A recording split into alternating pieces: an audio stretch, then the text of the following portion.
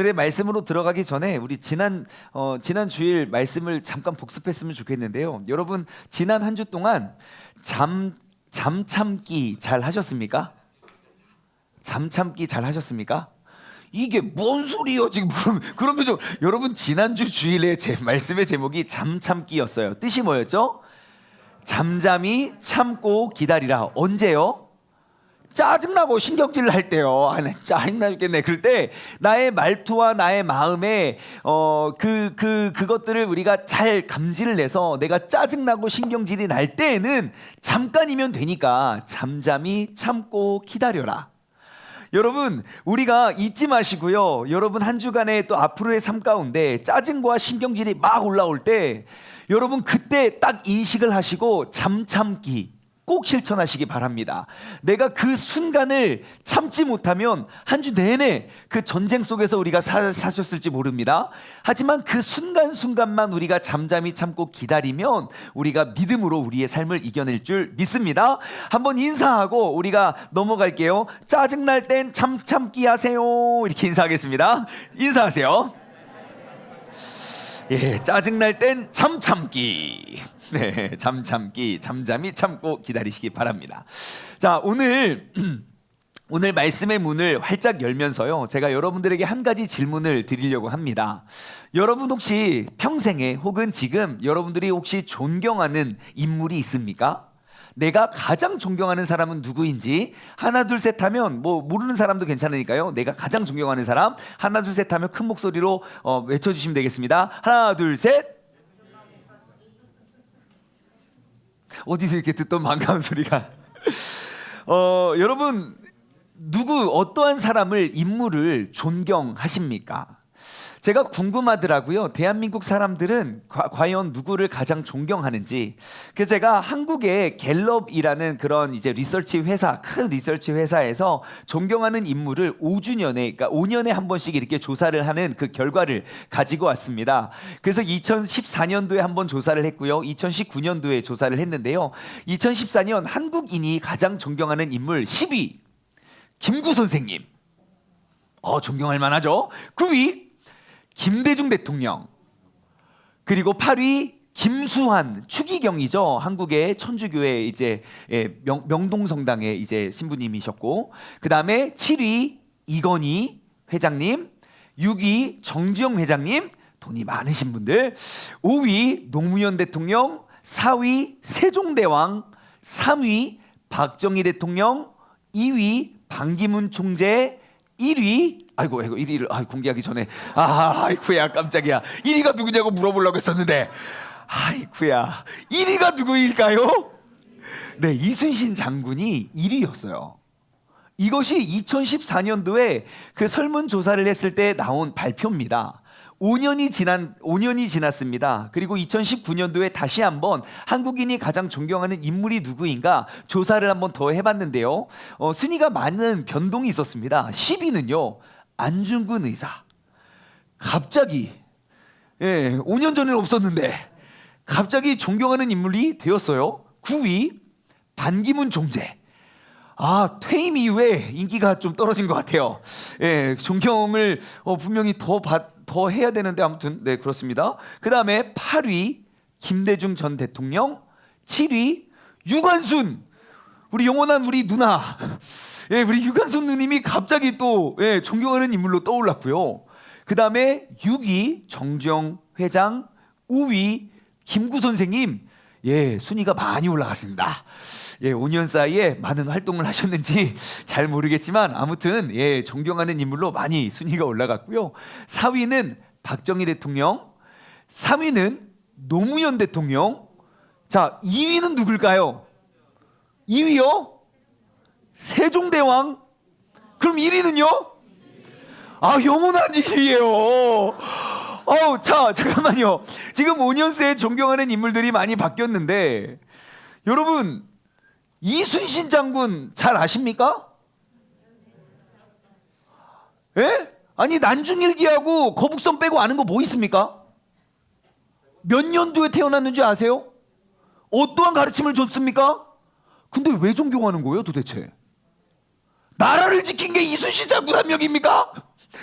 이 나라의 전쟁이 몇 번이었는데 이순신 장군만 훌륭한 건 아닌데 왜 우리는 유독 보지도 못하고 알지도 못하고 만난 적도 없는 사람을 그렇게 존경한다고 이야기하는지, 제가 대한민국 사람들이 존경하는 인물들 이 통계를 통해서 알게 된 놀라운 사실이 있습니다. 뭐냐? 첫 번째, 이 나라는 살아생전 존경받기는 어렵구나.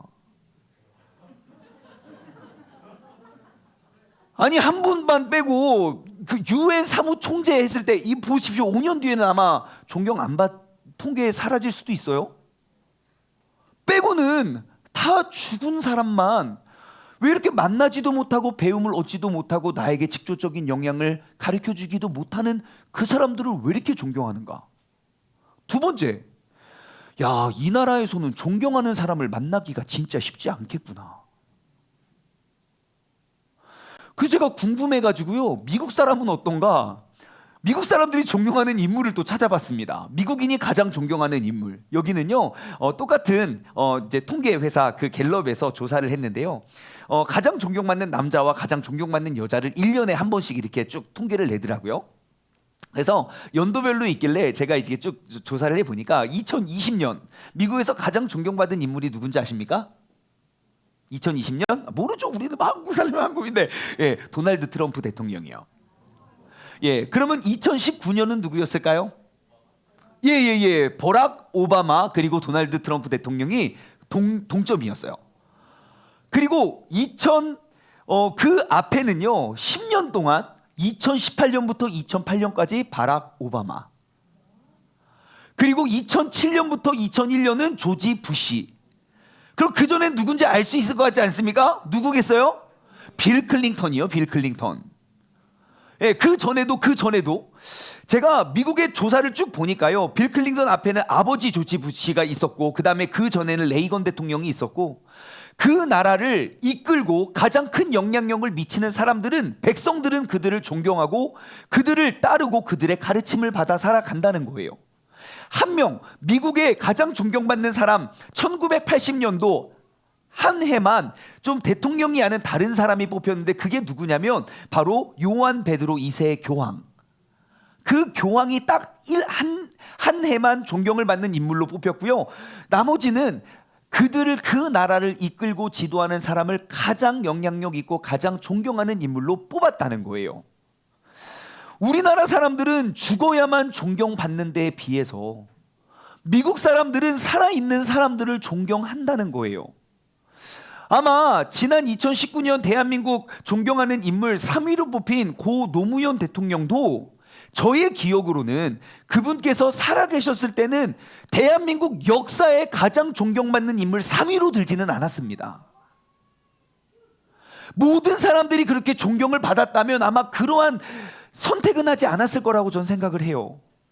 하지만 그가 스스로 목숨을 끊은 이후로부터 한국 사회 전체적으로는 그를 존경하는 그 존경의 물결이 막 이르르기 시작했다는 거예요. 정말 아쉽습니다. 왜 살아있을 때는 그렇게 존경하지 못하고 왜 우리는 꼭 죽어야만 그렇게 죽은 사람만 존중하고 존경하는지요? 여러분 한번 생각해 봤으면 좋겠어요. 과연 그것이 어떠한 영향을 끼치고 있는가? 한번 여러분 스스로에게 자문했으면 좋겠습니다. 여러분, 존경하는 사람은 누구입니까? 아마 이 질문을 딱 들었을 때 여러분 머릿속에 마음속에 바로 떠오르진 않을 거예요. 왜인 줄 아십니까? 어쩌면 우리는 존경심이 상실된 사회 속에 살고 있기 때문일지 모릅니다. 내가 지금 30년, 40년, 50년, 60년 인생을 살아오면서 왜 내 주변에 존경할 만한 사람들이 없었겠습니까? 몇 년도에 태어난지도 모르는 이순신 장군을 그렇게 존경하면서 지금도 이 나라와 이 민족을 이끌어가고 목숨을 바쳐 살아가는 사람들이 왜 없겠냐고요. 왜 우리는 그들을 존경하는 마음도 없고 존경하고자 하는 생각도 하지 못하는지, 우리가 오늘 이 시간 다시 한번 이 질문을 마음속에 던졌으면 좋겠습니다. 여러분 한번 생각해 보세요. 내가 누군가를 존경하는 것, 그거 어려운 일입니까? 쉬운 일입니까? 여러분, 존경하는 게 어려운 일입니까? 쉬운 일입니까? 예, 쉬운 일이에요. 전혀 어렵지가 않아요. 그냥 그를 존경하면 돼요. 좋아하면 되고요. 그의 가르침을 받고 따라가면 돼요. 그리고 그를 존경하는 만큼 그를 높여주고 그를 섬기면 돼요. 그런데 우리는 왜 이렇게 그렇게 어렵지도 않은 일을 왜 이렇게 하지도 않는지 모르겠어요.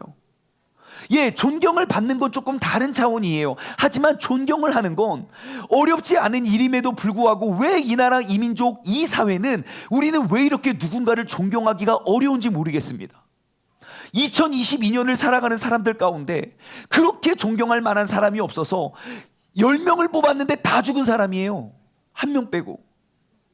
20명을 보면 다 죽어 있어요. 30명을 봐도 마찬가지고요.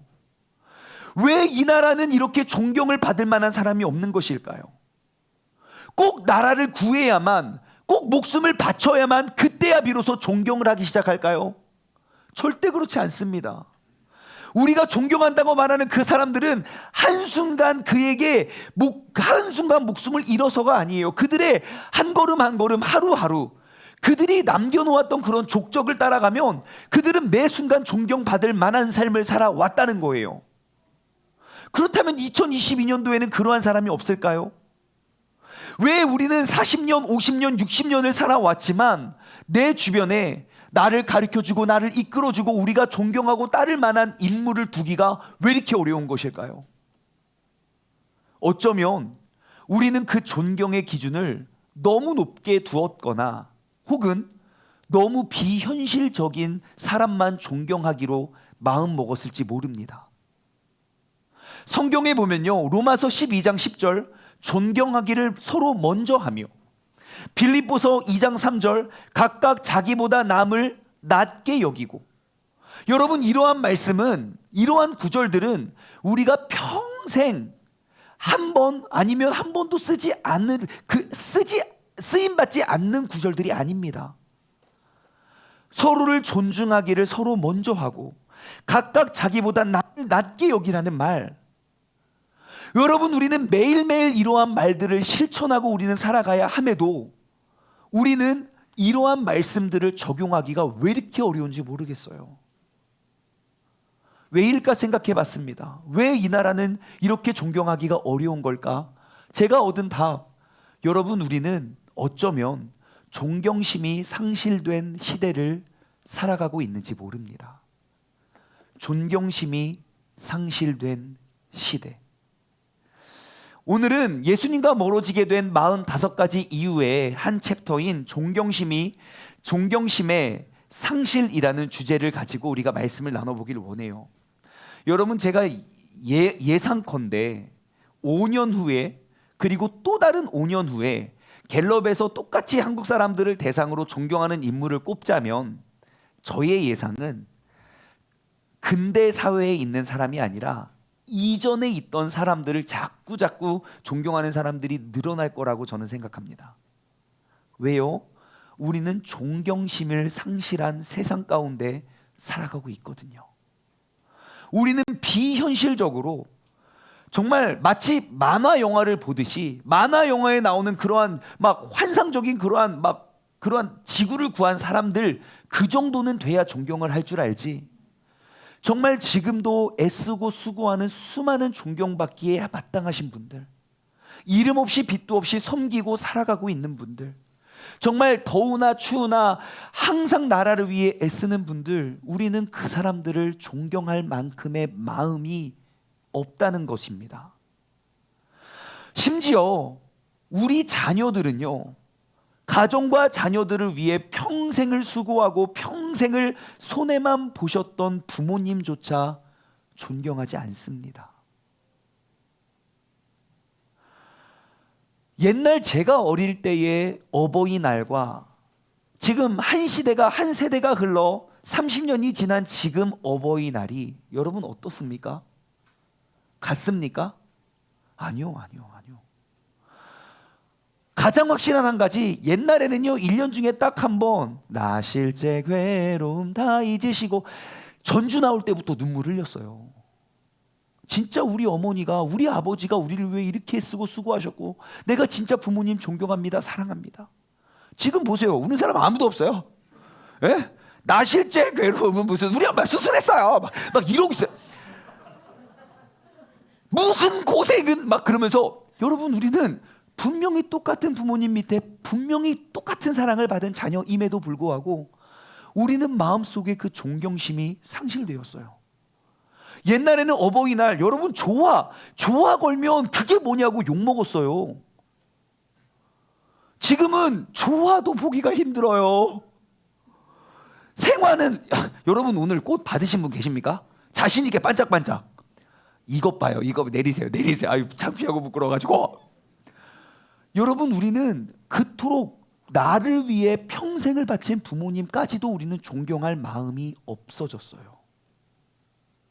도대체 얼마나 더 헌신을 해야만 존경을 하시는지, 도대체 한 명의 아이를 낳는 것이 얼마나 힘든 일인지, 그 한 명의 삶을 키워내는 게 얼마나 대단한 일인데 내가 얼마나 더 좋은 것을 입히고 얼마나 더 좋은 것을 먹여야만 비로소 존경을 얻을 수 있는지 모르겠습니다. 하지만 그 수고와 헌신에 대해서 그 정도만으로는 존경하지 못하는 이유가 뭘까요? 그들이 존경받지 못할 삶을 살아서일까요?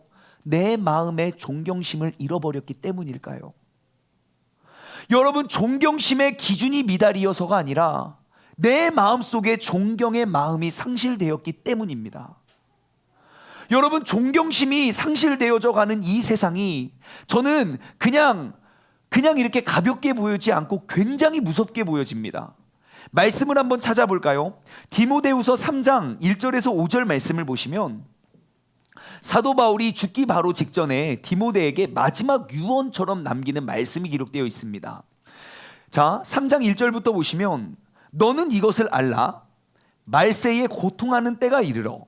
그러니까 바울이 디모데에게 당부합니다. 너는 이것을 꼭 기억해라. 그리고 그것에 대한 가르침은 말세에 대한 가르침입니다. 말세에 고통하는 때가 이르러 이러한 일들이 벌어진대요. 사람들이 자기를 사랑하며 돈을 사랑하며 자랑하며 교만하며 비방하며 부모를 거역하며 감사하지 아니하며 거룩하지 아니하며 무정하며 원통함을 풀지 아니하며 모함하며 절제하지 못하며 사나우며 선한 것을 좋아하지 아니하며 배신하며 조급하며 자만하며 쾌락을 사랑하기를 하나님 사랑하는 것보다 더하며 경건의 모양은 있으나 경건의 능력은 부인하니 이 같은 자들에게서 내가 돌아서라. 여러분, 분명히 말세의 현상, 말세의 징조에 대해서 이야기하고 있는데 오늘날 이 사회를 묘사하고 있는 것 같아 보이지 않습니까? 말세의 특징은 무엇입니까? 그 때와 시를 알지 못한다는 거예요. 여러분, 이렇게 명확히 말세의 증상과 똑같은 삶을 살아가는데 우리는 이 시대에 이 존경심이 상실해 가고 있는 이 사실을 우리는 반드시 기억하고 오늘 이 시간 이 예배로 말미암아 우리의 삶의 그 존경심을 다시금 회복시킬 수 있는 우리 모두가 되길 소망합니다. 옛말에 이런 말이 있습니다. 하나를 알면 열을 안다는 말이 있어요. 하나를 알면 열을 안대요. 다시 말해 우리가 1절부터 5절까지의 말씀을 우리가 살펴보았는데 사실 1절, 2절의 말씀이 무너지면 3절의 말씀을 굳이 읽지 않아도 그러한 열매가 맺혀질 것을 우리는 나무를 보면 열매를 알 수 있습니다. 그래서 1절의 모습이 2절의 모습이 보여지면 반드시 3절의 모습이 따라올 거고 3절의 모습이 내 삶에 보여지면 4절의 말씀이 따라올 거예요.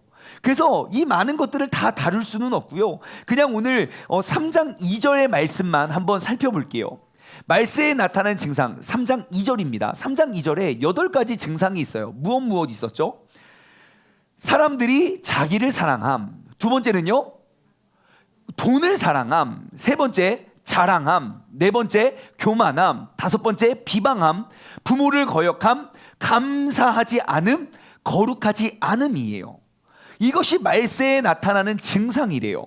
자, 한번 이것을 차례차례 우리가 읽었는데요. 다시 그 말씀을 한번 읽어보면 정말 각기 다른 것들을 이야기하는 것 같아 보이지만 모든 것들이 연결되어 있다는 사실을 알 수 있어요. 사람들이 자기를 사랑하잖아요. 나를 너무너무 사랑해요. 그러면 나를 꾸미고 나를 자랑하기 위한 돈을 사랑합니다. 나를 사랑함의 특징은 돈을 사랑해요.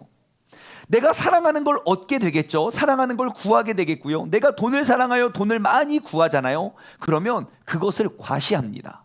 자랑해요. 남들 다 보이는 곳에.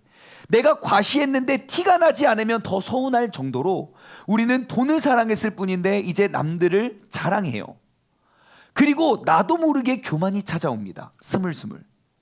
자랑한 내가 겸손할 때는 아니요. 내가 자랑할 것이 없을 때는 교만할 것도 없어요. 늘 겸손하죠. 저는 늘 부족하고요. 늘 연약하고요. 늘 이것밖에 안 돼요. 하지만 내가 자랑할 것이 생기잖아요. 그러면 교만해져요. 교만한 자의 특징은 무엇입니까? 남을 비방한다는 거예요. 겸손한 자는 남을 비방하지 않습니다. 비방은 교만에서부터 옵니다. 그리고 뭐합니까? 부모를 거역하지요. 왜요? 나를 사랑하느라. 남을 사랑할 여유가 없어요. 그런 사람들의 입에는 항상 기쁨과 감사가 나오지 않습니다. 불평과 불만이 떠나지 않습니다. 그러한 사람이 거룩해지겠습니까? 그 뒤에 3절과 4절 무정하고요. 정도 없고요. 원통함을 풀지도 않아요. 한 번 원수는 영원한 원수처럼 맺어요. 그리고 나의 것들을 빼앗기게 만드는, 나에게 모욕을 주는 사람들을 모함하고요. 절제하지 못하고 사나우며. 여러분, 코로나 이후로 묻지마 살인이 엄청나게 급증한 거 아십니까? 옛날에는 내가 범죄를 저지를 만한 이유를 가지고 범죄를 저질렀는데 이제는 그 분노를 참지 못해서 그냥 사람을 쉽게 죽여버려요. 사람을 죽이고도 죄의식도 없어요. 요즘 중학생들 법적으로 자신들을 제재할 것들이 없다니까 경찰한테도 치세요, 치세요. 신고하라고, 건들기만 해보라고. 분노를 참지 못하고 선한 것을 좋아하겠습니까? 배신하고 더욱더 조급해지고 자만해지고 쾌락을 사랑하는 것을 하나님을 사랑하는 것처럼 보여지고. 여러분, 이 말씀들을 보니까 다 다른 것 같아 보여도 다 연결되어 있다는 걸 알 수 있어요. 근데 이 모든 죄악의 시작이 어디서부터 시작됩니까? 자기를 사랑함입니다. 여러분, 자신을 사랑하는 건 이토록 무서운 것입니다. 근데 뭔가 참 이상하지 않습니까? 여러분, 자신을 사랑하는 게 죄입니까? 아닙니까? 여기 혹시 나를 사랑하지 않는 사람이 있습니까? 근데 왜 자기를 사랑하는 것이 이런 모든 것들의 죄가 될까요? 왜일까요? 성경 어디에 보니까 나를 따르려거든 자신을 부인하고 십자가를 짊어지고 나를 따르라. 여러분, 자신을 부인하라는 말은 여러분 자신의 뜻을 하나님의 뜻 앞에 굴복하라는 말이지 자신을 저주하고 원망하고 미워하라는 말이 아니에요. 그 주권을 주님께 내어 맡기라는 것이죠. 십자가를 짐도 마찬가지고. 근데 왜 자신을 사랑하는 것이 왜 문제가 될까? 한번 말씀을 거꾸로 뒤집어 볼까요? 여러분, 자신을 사랑함을 하나만 바꾸면, 사랑의 대상만 바꾸면 이 모든 것들이 싹 사라지게 됩니다. 뭔지 아십니까? 하나님을 사랑하면요, 돈을 사랑하지 않고 자랑하지 않고요, 교만하지 않고요, 비방하지 않고요, 부모를 존경하고요, 감사하고요, 기뻐하는 삶을 살아갑니다. 다시 말해, 지금 디모데후서 3장 2절에 나타난 말씀은 자신을 사랑함이라는 것이 동의어는 하나님을 사랑하지 않음을 말하는 것이겠죠. 그것은 무엇입니까? 613가지의 반드시 지켜야 할 그 유대인의 율법 중에 가장 크고 중요한 첫 번째, 두 번째 계명 뭐예요? 하나님 외에 다른 우상을 내게 두지 말라는 그 하나님 사랑을 파괴시키는 그러한 말이지요. 여러분, 오늘 말씀의 제목이 혹시 뭔지 아십니까? 오늘 말씀의 제목? 오늘 말씀의 제목은요, 자사하사 하사자사입니다. 한 목소리로 시작. 자사하사 하사자사. 여러분, 이거 많이 들어봤던 사자성어죠? 평생 처음 들어보는 거죠? 여러분, 이게 무슨 뜻일까요? 자기를 사랑하지 말고 하나님을 사랑하자. 하나님을 사랑하는 사람은 자신을 사랑하지 않는다. 땡. 자, 여러분, 자기를 사랑하지 않으면 어떡해요? 자신을 사랑해야죠. 나를 사랑하고 몸도 아끼고 그래야죠. 굉장히 비슷한 말인데요, 제가 자사하사 하사자사의 뜻은 무엇이냐면 자신을 사랑하고 하나님을 사랑하지 말고 하나님을 사랑하고 자신을 사랑하십시오 입니다. 이 말을 줄여서 자사하사 하지 말고 하사자사 하자. 시작. 자사하사 하지 말고 하사자사 하자. 자신을 사랑하고 하나님을 사랑하지 말고 하나님을 사랑하고 그 다음에 자신을 사랑하라는 말입니다. 여러분, 이 순서가 뒤바뀌면 분명히 똑같은 삶, 똑같은 인생이지만 완전히 인생의 운명을 바꾸어지게 됩니다. 이에 가장 적합한 예시가 있는데 성경에 보면 수많은 예들이 있지만 그 중에 이에 가장 적합한 예시, 바로 오늘 본문 말씀의 사울입니다. 여러분, 사울이라는 사람이 있습니다. 어떠한 사람이죠? 이스라엘, 하나님께서 친히 세우고 하나님께서 친히 인도하여 그들의 국민과 법과 그리고 땅을 허락하여 주신 그 이스라엘의 초대 왕이 바로 사울입니다. 그는 누가 봐도 왕이 될 사람이고 왕이 될 상이었어요. 그래서 하나님은 많고 많은 사람 중에 첫 번째, 그 나라와 민족의 첫 번째 왕으로 사울을 택하여 사용하십니다. 그 사람은 아주 겸손하고 수줍음이 많고 하나님을 사랑했던 사람이었어요. 사무엘상 9장 21절, 오늘 본문 말씀에서 앞으로 조금 넘어가면요, 사무엘이 그 사울이 어떠한 사람인지 기록하고 있는데요, 사울은 이렇게 이야기합니다. 사울이 대답하여 이르되 나는 이스라엘 지파의 가장 작은 지파 베냐민 사람이 아닙니까? 또 나의 가족은 베냐민 지파 모든 가족 중에 가장 미약하지 않습니까? 당신이 어찌하여 내게 이같이 말씀하십니까? 이토록 자신을 작게 여겼던 겸손했던 사람이에요. 그리고 정말 하나님을 사랑했던 사람이었습니다. 그래서 하사자사 되었던 그 사람을 하나님은 그 연약하고 부족한 사람을 왕으로까지 세워주십니다. 여러분, 하사자사 하는 것, 여러분, 이것이 바로 그리스도인으로서 하나님께서 높여주시고 세워주시고 하나님께서 예비하신 모든 복을 누리는 가장 명확하고 확실한 법입니다. 하사자사. 여러분, 하나님은요, 하사자사 하는 사람을 먼저 높여주십니다. 내가 크니 나를 높여달라고 말하지 않아도 내가 상상할 수 없는 그 자리에까지도 주님께서 높여주시는 분이 아버지 하나님이십니다. 그렇게 하사자사했던 사울은요, 내가 왕위에 오르고 얼마 기간이 지나지 않아서 자사하사 하는 사람이 되어버렸습니다. 여러분, 하사자사가 자사하사로 바뀐 게 얼마나 중요한지, 얼마나 위험한지 제가 증명해 드릴게요. 겉으로 보면 똑같아요. 내가 자사하사든 하사자사든 겉으로 보면 하나님 사랑하는 것처럼 보여져요. 하지만 하사자사는 내가 무엇보다도 하나님을 사랑하고 그리고 나를 사랑해요. 우선순위가 하나님에게 있고 그 다음에 나의 것들이 따라와요. 하지만 자사하사하면 내가 분명 하나님을 사랑하지만 그 하나님의 우선순위가 몇 번째인지 알 수가 없어요. 사랑한다고 생각만 하면 돼요. 내가 아까 기록되어 디모데전서 후서 3장 2절에 나온 것처럼 돈 사랑하고 자랑 사랑하고 교만하고 비반하고 부모 거력하고 모든 것 다 내 맘대로 하고 그리고 하나님 사랑하면 돼요. 그래서 무서운 거예요. 이것이 얼마나 무서운지 한번 살펴볼까요? 오늘 본문 말씀 사무엘상 15장의 배경은요, 사울이 왕 위에 오르고 아말렉이라는 그 주변 국가와 전쟁을 합니다. 남쪽에 있는 아말렉이라는 국가와 전쟁을 해서 그 전투에서 승리를 합니다.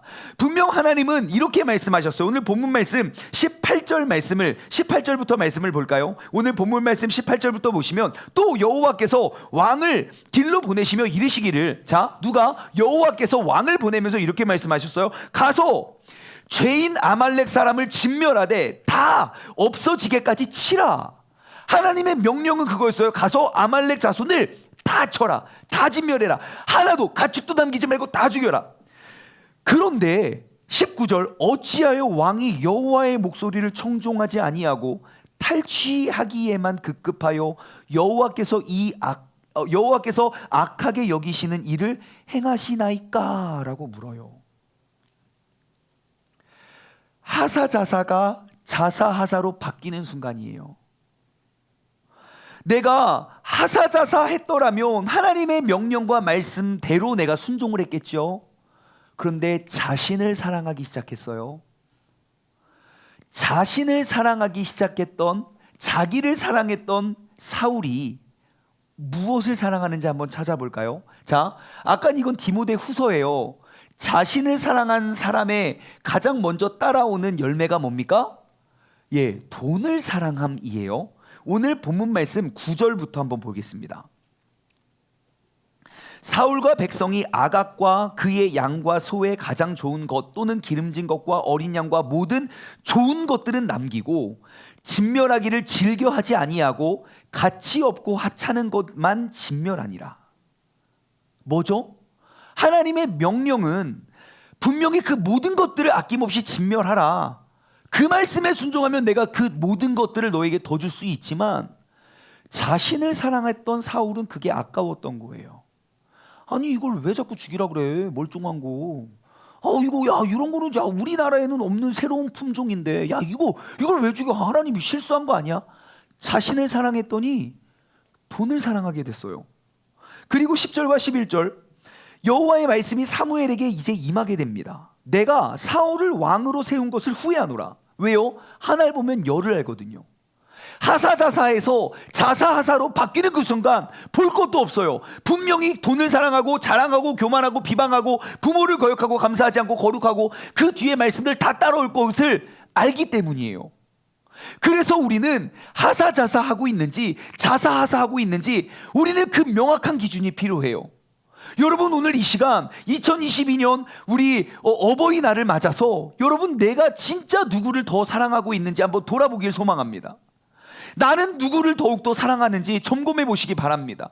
만약 내가 나를 먼저 사랑한다면 하나님보다 돈을 더 사랑할 것이고 하나님을 자랑하기보다 나를 더 자랑할 것이고 내가 가진 차, 내가 사는 집, 내가 누리는 그런 것들을 자랑할 것이고 그런 사람은 교만할 것이고 남을 쉽게 비방할 것이고 존경심은 상실될 것이고 당연히 감사하지 않을 것이고 당연히 거룩한 삶과 거리 먼 인생을 살게 될 거예요. 여러분 한번 나의 삶을 점검해 보십시오. 나는 자사하사하고 있습니까? 하사자사하고 있습니까? 잘 보십시오. 자신을 사랑했던 사울은 하나님보다 돈을 사랑했습니다. 자, 돈을 사랑한 것의 다음 열매는 무엇입니까? 자랑함이죠. 오늘 본문 말씀 12절입니다. 사무엘이 사울을 만나려고 아침에 일찍이 일어났어요. 지금 사울은 하사자사했던 사울이 자사하사 되니까 사무엘은 너무너무 마음이 아파서요. 밤새도록 근심하며 온 밤을 여호와께 부르짖고 있어. 하나님 그를 불쌍히 여겨달라고, 그를 깨닫게 해달라고, 나를 변화시켜달라고 그렇게 간절히 기도를 하고 있는데 그 애타는 마음으로 12절 사무엘이 사울을 만나려고 아침 일찍 일어났어요. 그런데 어떠한 사람이 사무엘에게 이릅니다. 뭐라고요? 사울이 갈멜에 이르러 자기를 위하여 기념비를 세우고 떠났더라 그래요. 전쟁에서 이기면 이기고 돌아가면 되는 거 아닙니까? 근데 이 전쟁의 승리를 뭐 하고 있습니까? 자랑하는 거예요. 전쟁이 누구 때문에 이겼는데요? 하나님께서 이기게 하셨는데 이제는 그 전쟁의 승리가 나에게 있다고 생각해요. 너희들 다 기억해. 내가 남긴 업적이다. 분명히 하사자사의 인생이 자사하사의 인생으로 바뀌었을 뿐인데 그는 하나님의 말씀보다 명령보다 돈을 사랑했고 그는 자신을 사랑했고 그는 자신을 위한 기념비를 세우게 됩니다. 여러분 사울의 인생에서 우리는요 사랑하는 것을 자랑하게 되어 있습니다. 사랑하는 사랑하는 사람이 있으면 우리는 그 사람을 자랑합니다. 엄마 내 남자친구 완전 대박이야. 완전 잘생겼어. 나 어떡하지? 한번 소개시켜줘. 막 그냥 자랑해요. 내가 사랑하는 사람이에요. 내가 사랑하는 연예인들 물어보지 않아도 막 자랑해요. 이번엔 뭘 했고 어떤 걸 했고 사랑하기 때문이에요. 내가 사랑하는 물건이 있으면요 그냥 안 물어봐도 그냥 자랑해요. 막 그냥 꺼내고 있어. 야 이거 최신 핸드폰인데 야 이런 거 너 그런 것도 안 되냐? 막 자랑해요. 예. 사랑하는 음식 여러분 막 자랑해요. 여러분 어디 가서 진짜 싸고 맛있는 음식 발견하면요 물어보지 않아도 야 너 거기 가봤냐? 물어봐요. 저 미국에서 같이 사역했던 어떤 전도사님 계신데 영어권 전도사님이에요. 저희 교회가 되게 외진 곳에 있었어요. 이렇게 식당이 많이 없는. 근데 교회에서 가까운 정말 맛있는 중국 음식 식당을 발견했어요. 그 사람만 알고 있었어요. 아무도 몰랐죠. 그랬더니 그 기쁜 소식을 온 교회 사람들 만나는 사람마다 물어보는 거예요. 너 그 식당 알아? 그 식당 알아요? 그 식당 알아요? 몰라! 진짜 맛있고 싸다고 꼭 가라고. 갔다 와서 또 인사해요. 나 갔다 왔는데 너무 맛있다. 그렇지 하면서 그러면서 자기 입으로 그래요. 나 진짜 복음을 이렇게 전해야 되는데 자꾸 식당만 자랑한다고. 본인도 알아요. 전도사도 그런데 어떤 사람은 맛있는 걸 먹으면 자랑해요. 여러분, 내가 사랑하는 게임 대박 아이템 얻었어요. 자랑합니까? 안 합니까? 해요. 얼마나 자랑을 하는지. 뭐든지 사랑하면 자랑하게 되어 있습니다. 그럼 한번 돌아보십시오. 여러분, 지난 한 주 동안 하나님 누구에게 얼만큼 자랑하셨습니까?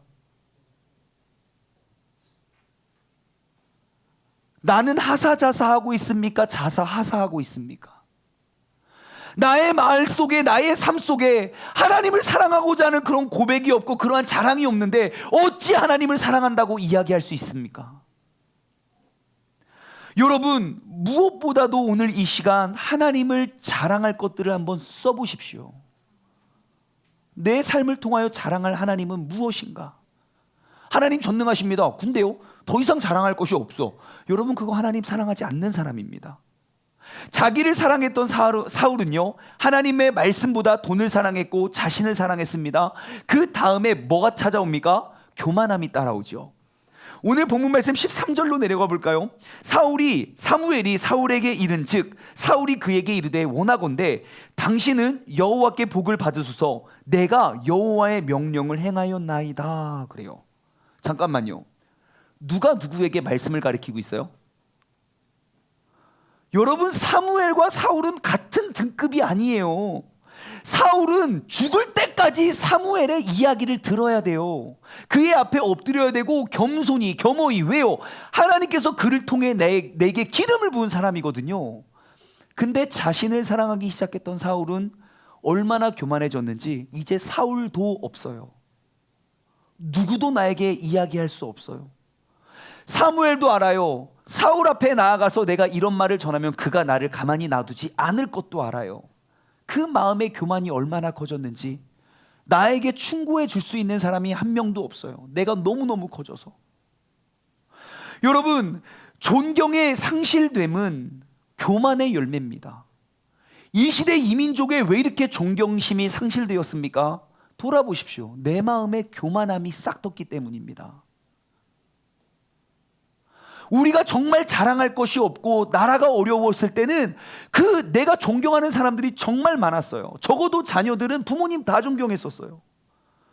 근데 요즘에 많은 젊은이들을 보지만 저 정말 우리 부모님 존경합니다 라고 이야기하는 사람 거의 못 만나본 것 같아요. 한번 물어볼까요? 제가 여러분 자녀에게 너 부모님 존경하냐? 그러면 어떠한 대답이 나올까요? 여러분, 내 마음의 교만이 누구도 존경하지 못할 뿐만 아니라 부모 역시도 거역하게 만듭니다. 마음의 교만한 사람의 입에는 비방이 끊이지 않고 더욱더 감사를 하지 않고 더욱더 거룩을 찾지 않습니다. 그래서 사탄은 언제나 우리의 마음속에 속삭입니다. 괜찮다고. 너 정도면 그거 권리 받아도 된다고. 우리를 끊임없이 교만의 도구로 만들어버립니다. 하사자사했던 사울은 끊임없이 나를 낮췄지만 자사하사로 바뀌는 그 순간부터 자신을 높이기에 급급했던 사울은 죽는 그 순간까지 아까 디모데후서 3장 1절에서 5절에 나오는 그런 모든 추잡하고 추악하고 더러운 모든 것들을 누리다가 처참한 인생의 마침표를 찍고 맙니다. 여러분, 오늘 이 어버이 주일을 맞아서 우리가 자사하사했다면 하사자사의 사람으로 회복되기를 소망합니다. 하나님을 존경하고 경외할 때 우리는 비로소 경외의 존경심이 상실되어진 이 세상을 바로 세울 수 있습니다. 이 자리에 있는 우리 모두가 먼저 그 존경심을 회복하길 소망합니다. 존경심이 상실되어져 가는 세상 속에 존경심을 회복하는 사람들, 바로 자사하사하는 사람이 아니라 하사자사하는 사람. 자사하사하면 모든 것들을 다 가져도 내 마음의 평안과 기쁨과 감사가 찾아오지 않지만, 하사자사하면 아무것도 없어 보이는 것 같아 보여도 그는 세상을 사랑하지 않고 자랑하지 않고 교만하지 않고 남을 사랑하고 칭찬하고 존경하고 감사하고 기쁨을 누리는 삶의 주인공 되는 줄 믿습니다. 여러분, 오늘 이 시간 이 자리로부터 나의 삶의 그 우선순위가 회복되어지길 소망합니다. 먼저 하나님을 사랑하고 그리고 나를 사랑할 수 있는 사람. 설령 내가 나를 너무너무 사랑했지만 사랑하느라 하나님 사랑한다고 착각하고 있다면 오늘 이 시간 이 올바른 우선순위가 회복되어질 수 있는 저와 여러분 되기를 주님의 이름으로 간절히 소망합니다. 적용 질문을 드립니다. 첫 번째, 여러분 한번 돌아보십시오. 나는 자사 하사 하는 사람입니까? 하사 자사하는 사람입니까? 여러분, 우리는 하나님을 사랑하고 그 질서와 그 명령과 그 법도 앞에서 우리가 그 뒤에 따라오는 모든 결실을 맺어가길 소망합니다. 혹시 내가 디모데후서 3장 1절부터 5절 말씀을 읽으며 내 마음에 걸리는 말씀이 무엇인가, 그 상태 그 자리에서부터 하나님 사랑하기를 결단하고 나아가기를 소망합니다. 두 번째, 내가 존경하는 인물은 누구입니까? 여러분, 나에게 직접적인 가르침을 가르쳐 줄 수도 없고 가르쳐 주지도 않는 사람들을 존경한다고 말하지 말고 내 마음속에 그 존경심을 회복해 보십시오. 내 주변에 존경할 사람들이 얼마나 많은지 몰라요. 이 사람에게는 부족한 것 있지만 이거 좋아서 내가 존경해요. 저 사람은 이거 부족한 거 있지만 이건 진짜 존경스러워요. 이건 정말 배울만해요. 생각해 보세요. 대한민국 모든 역사에 항상 존경을 받는 이순신 장군은 죄 안 지었겠습니까? 여러분, 성격이 어땠는 줄 알아요? 가족에게 어떻게 했는 줄 알아요? 아무것도 모르면서 왜 다 존경한다 그래요? 우리 인간은 다 부족해요. 하지만 내 마음에 그 존경심이 회복되면 내 삶에 나를 가르쳐주고 이끌어줄 수 있는 존경받을 만한 사람들이 얼마나 많은지 몰라요. 오늘 이 시간 하사 자사하여 우리가 그 존경심이 회복되기를 소망합니다. 그리고 그 인물이 누구인지 이유를 한번 발견했으면 좋겠어요. 마지막으로 세 번째, 여러분, 존경받는 자가 되기 위해서 그리고 존경하는 자가 되기 위해서 내가 노력해야 할 것은 무엇입니까? 여러분, 우리 이 자리에 있는 우리 모두는 존경받아 마땅합니다. 왜냐? 하나님 사랑하고 자기를 사랑하는 사람은, 하사 자사가 되는 사람은 모든 것들이 존경받을 일들입니다. 존경하지 않을 수가 없습니다. 그렇다면 내가 그 하사자사하기 위해, 내가 누군가에게 존경받는 사람이 되기 위해 내가 끊어야 할 것은 무엇이고 잘라야 할 것은 무엇이며 내가 더 해야 할 것은 무엇인지 우리가 한번 돌아보고 결단하는 시간 갖길 원합니다. 오늘은 말씀을 맺으며 우리가 주님을 사랑한다 한번 고백했으면 좋겠어요. 이와 같은 때에 난 노래하네, 사랑을 노래하네 주님께. 이와 같은 때에 나는 손을 높이 드네 주님께. 주님 사랑해요, 사랑해요, 사랑해요. 여러분, 주님을 사랑한다고 노래할 때가 언제입니까? 모든 사람들이 봤을 때 복을 얻고 모든 사람들이 봤을 때 형통하고 만족하고 할 때 주님을 사랑한다 고백하십니까? 아니요. 내가 하사자사하면 어떠한 때라도 나는 주님을 사랑한다 고백할 수 있습니다. 하지만 내가 자사하사 그것이 바뀌면 모든 상황 속에서 주님을 원망하고 불평할 일들이 가득할 겁니다. 오늘 이 시간 이 자리에서부터 내가 어떠한 상황 속에서도 하나님을 가장 사랑하는 사람 되길 소망하는 마음으로 우리가 함께 찬양하며 나아가겠습니다.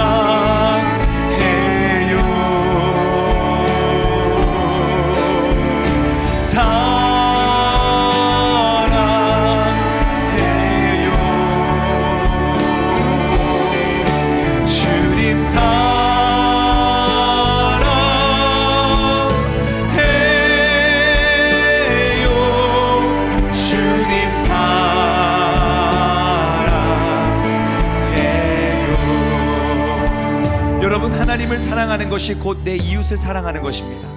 이 시간 다시 한번 이 찬양의 후렴을 반복할 때 여러분 옆에 있는 성도님들을 우리가 사랑한다 고백하길 원해요. 여러분, 우리 공동체의 이 사랑이 식어진 이유는 단단합니다. 내가 하나님을 사랑하지 않는 것입니다. 내가 하나님의 사랑을 아는데 어찌 이웃을 사랑하지 않을 수 있겠습니까? 이 시간 나의 말로 서로를 축복하며 우리가 사랑한다 고백하길 원해요. 형제 혹은 자매 사랑한다고 고백하겠습니다. 형제님 사랑합니다. 자매님 사랑합니다. 형제 사랑해요.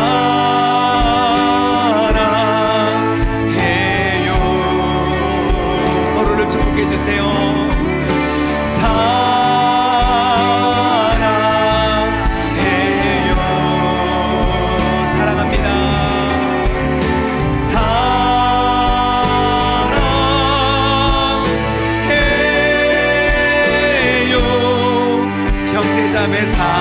이번에는 우리 가족, 특히 사랑하는 아내, 사랑하는 남편을 축복하면서 고백할게요. 사랑하는 남편, 사랑하는 아내 사랑해요. 여보 사랑합니다. 부모님 사랑합니다. 사랑해요. 우리 가족을 사랑합니다. 가족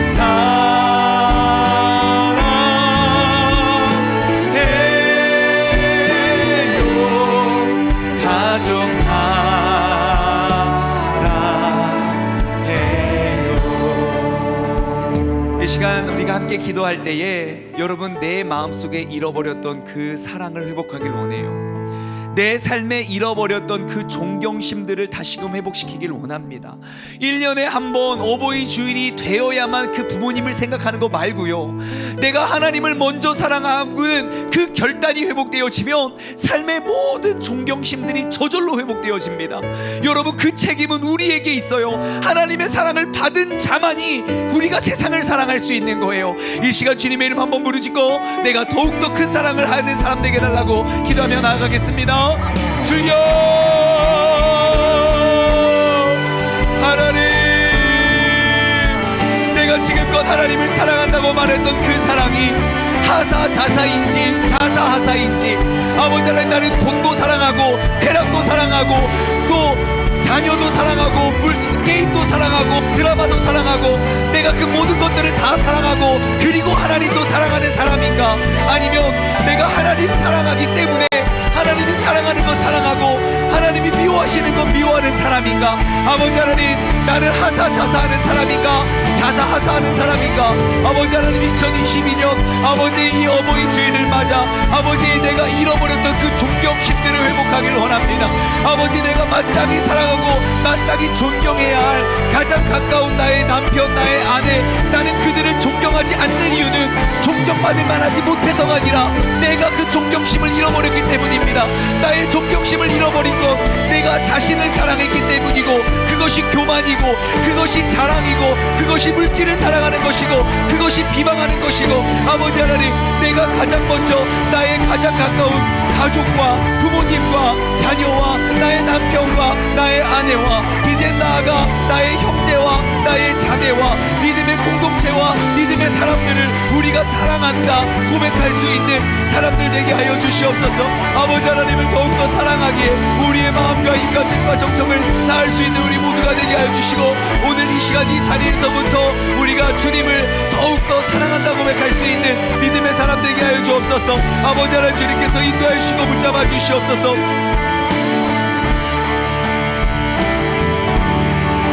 주님 사랑해요.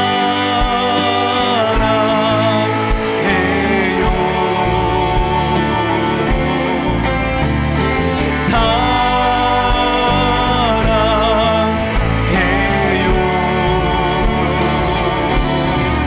주님 사랑해요.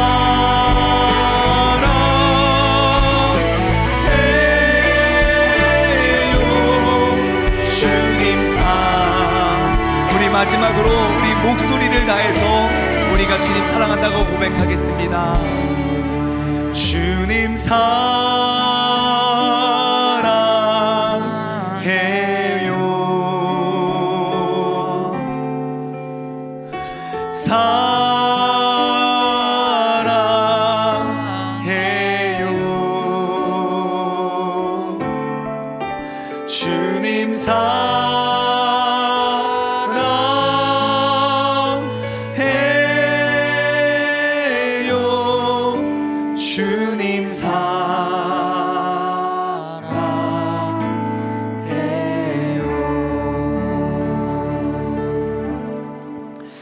하나님 아버지, 하사자사, 하나님을 사랑하고 나를 사랑하는 것과 자사하사, 나를 사랑하고 하나님을 사랑하는 것, 어찌 보면 똑같아 보이는 것처럼 보여지지만 그 우선순위가 바뀌면 인생의 운명이 달라지고 나라의 운명이 달라짐을 바라봅니다.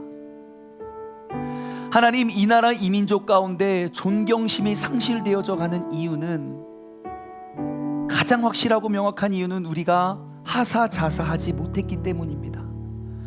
분명 우리가 하나님을 세상 모든 것보다 먼저 사랑하기를 결정한다면, 하나님이 사랑하는 걸 나도 사랑하고 하나님이 미워하시는 걸 내가 미워했겠지만, 그 사랑이 자사하사로 바뀌고 나니 나는 하나님을 사랑한다고 착각만 할 뿐, 하나님이 누군지도 알지도 못하고 하나님이 무엇을 좋아하시고 무엇을 싫어하시고, 분명히 사울은 승승장구하여 나를 위하여 기념비를 세우고 있을 때 반드시 분명히 하나님의 마음을 헤아렸던 사무엘은 그를 위해 밤새 눈물을 흘리며 애통하고 마음을 찢으며 기도를 했었는데, 하나님, 우리가 이 존경심이 상실되어져 가는 이 세상 가운데 나는 과연 하나님을 얼마나 사랑하고 있는지 돌아보게 하여 주심에 감사드립니다. 내가 하나님을 사랑함의 결과는 내가 가장 가까운 사람으로부터 우리는 존경심이 회복되는 것입니다. 나의 남편, 나의 아내, 나의 부모님, 나의 자녀, 우리는 마땅히 그들을 존경하고 또 누군가로부터 존경을 받아야 하는 것이 우리의 삶이지만, 이제는 더 이상 누구도 존경이라는 단어를 사용하지 않습니다. 하나님, 오늘 이 시간 이 자리로부터 우리가 하사자사가 회복되어지길 소망합니다. 내가 세상에 무엇보다도 하나님을 사랑하여 하나님을 자랑하고 하나님을 드높이고 우리가 겸손하며 부모를 공경하고 더욱더 많은 감사를 고백하고 기쁨을 회복하며 거룩한 삶을 살아갈 수 있는 우리 모두가 되게 하여 주시옵소서. 이제는 우리 주 예수 그리스도의 은혜와 아버지 하나님의 무한하신 사랑하심과 성령님의 교통하심이 하사자사하여 이 세상의 모든 존경심을 회복하길 소망하는 사랑하는 우리 세종중문 가족들 머리 위에, 그리고 이 시간 영상을 통해 예배드리는 모든 사람들 머리 위에 이제로부터 영원토록 함께 하시길 간절히 축원하옵나이다. 아멘.